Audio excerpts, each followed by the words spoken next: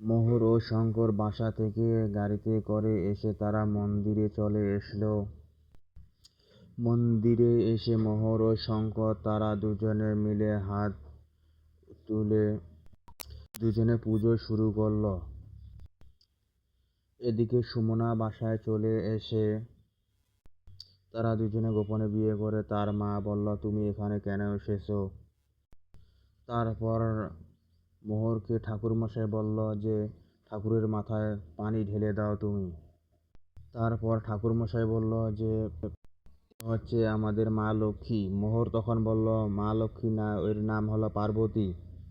তখন শঙ্কর বলল যে তুমি ভালো গান গাইতে পারো। তখন মোহর বলল যে আমার মা আমাকে একটি গান শিখিয়েছে সেই ছোট থেকে, এই জন্য আমি গান গাইতে পারি, অনেকগুলো গান শিখেছি।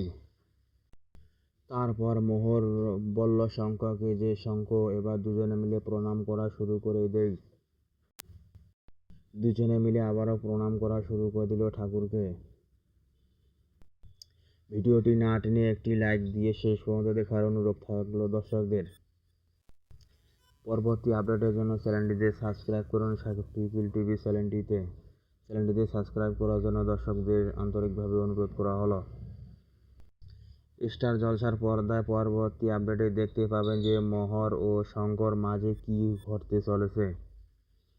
বিস্তারিত জানতে এবং দেখতে চ্যানেলটিতে সাবস্ক্রাইব করুন এবং পরবর্তী স্টার জলসার পর্দায় চোখ রাখুন।